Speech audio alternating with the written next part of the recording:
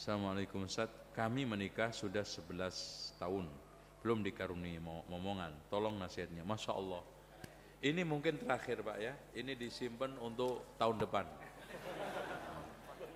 Ana kasih cerita, ini cerita di Indonesia, tapi yang menceritakan orang ulama besar Suriah. Pernah ulama besar Suriah bertandang ke sini, namanya Syekh Ali At-Tantawi. Tahun 1956, pas pada waktu sebelum dekret presiden. Dekret presiden tahun berapa? 59? 57, sebelum. Ketika itu dia juga,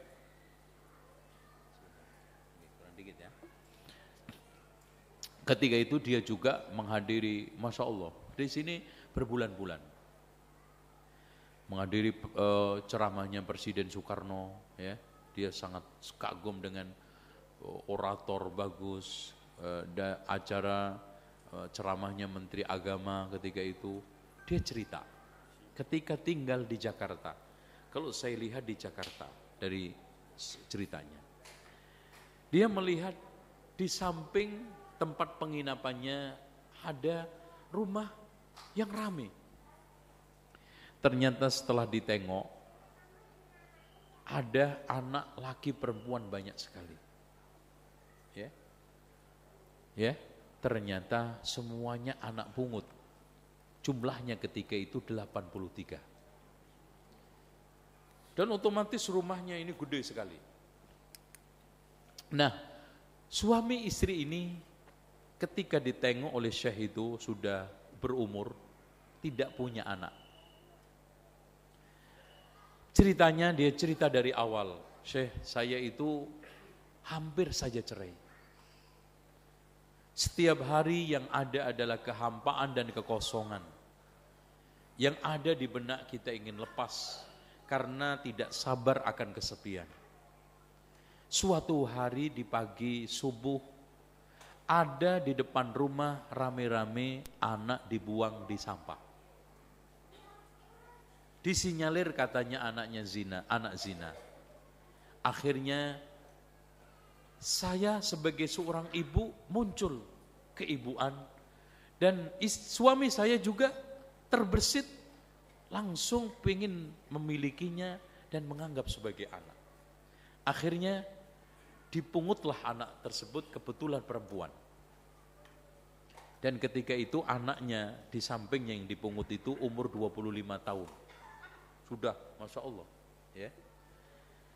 Akhirnya sejak itulah setiap ada anak yang dibuang, setiap ada anak yang terlantar dititipkan ke saya, yang akhirnya jumlahnya sampai 132. Masya Allah. Coba kesabaran seorang ibu yang tidak punya anak, yang akhirnya dikasih oleh Allah anak 132. Nah, subhanallah, dalam merawatnya seperti anak sendiri. Dan ketika sisa yang sudah lepas, sudah ada yang jadi pilot, ada yang pengusaha, ada yang jadi advokat, semuanya menjadi orang mapan. Enggak ada yang gagal, Masya Allah. Saking ikhlasnya si ibu bapak itu. Yang tersisa ditanya beberapa oleh Syekh Ali At-Tantawi, komentarnya semuanya satu, dia seakan-akan hidup sama ibunya sama bapaknya. Dari sekian puluh anak yang komentar negatif itu cuma 1-2. Itu pun wajar sebagai anak ke bapak, anak ke ibu. Yang ada sesekali itu gak suka. Komentar biasa. Artinya pada umumnya semua anak itu baik, merasakan kehadiran seorang bapak, seorang ibu. Subhanallah. Akhirnya ketika itu sang ibu ditawari oleh Syekh, kenapa kamu enggak titipkan ke pemerintah, kamu minta bantuan ke pemerintah atau ke pantai yang mapan bagus terarah sehingga kamu juga bisa hidup tenang menikmati hari tua. Kata dia, bagaimana dengan anak ini yang sudah 25 tahun akan saya lepaskan bersama saya di sampingnya. Dan mereka-mereka ini ada yang 10, 15, nggak mungkin. Tidak mungkin saya lepaskan kecuali saya mati atau saya sudah nggak kuat lagi. Dan di samping itu suaminya senyum simpul. Sambil dia melirik, bagaimana Pak? Saya akan dampingin kamu sampai saya diambil Allah atau juga saya nggak kuat. Subhanallah. Inilah hadirin sekalian. Suatu kondisi cerita real dan ini di Indonesia, bukan di Saudi, bukan di Mesir, bukan di Suriah. Ya. Dan ini terjadi pada tahun 56 ya. Mungkin sekarang yang digedein itu sudah pada jadi orang. Ya. Sudah mapan semua. Dan masih ada di sekitar kita mereka. Ya. Bahkan sudah ada yang pernah jadi parlemen, pernah jadi DPR, pernah jadi menteri. Subhanallah Pak. Padahal dia seorang yang awam loh Pak. Ya nggak ngerti agama kecuali hanya bisa ngajarin Quran.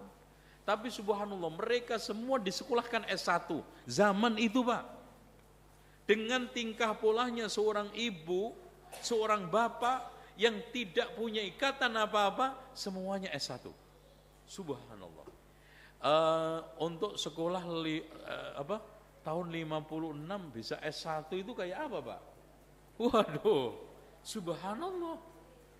Dan rata-rata masuknya kalau enggak UI, ini apa namanya? Sekolah-sekolah yang ini.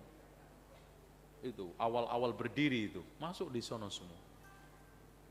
Dan sekarang kata beliau, ketika cerita sama Syekh Ali At-Tantawi, semuanya sudah mapan. Ada yang jadi pilot. Nah pilot pesawat ketika itu beliau mendarat di ini, yang itu mana? Mayoran itu. Dia ceritanya pesawat mendarat dan yang lainnya sampai keliling, sampai akhirnya ke Surabaya, sampai ke puncak. Dulu puncak itu banyak sekali kelapa ceritanya. Sekarang udah habis. Itu bagaimana cerita akhirnya dia membuahkan surga dunia. Itu bukan Suriah, bukan ini, ternyata Jawa. Dia bilang gitu.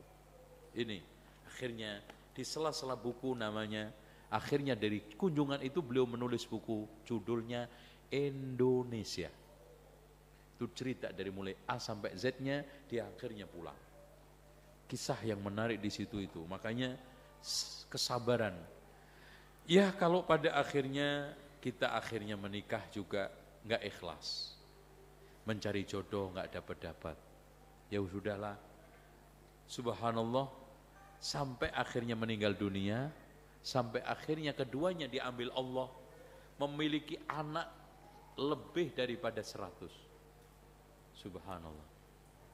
Coba kita punya anak 5 belum tentu sehebat yang 132 tadi Pak. Subhanallah. Berkata bahwa sebetulnya ibunya ini bukan orang yang lulusan Madinah loh. Bapaknya juga bukan orang ulama ustadz. Tapi berhasil semua. Berkata apa? Keikhlasan. Itu. Saya kira itu mudah-mudahan bermanfaat. Kita akhiri subhanakallahumma wa bihamdika asyhadu an la ilaha illa anta astaghfiruka wa atubu ilaik. Wassalamualaikum warahmatullahi wabarakatuh.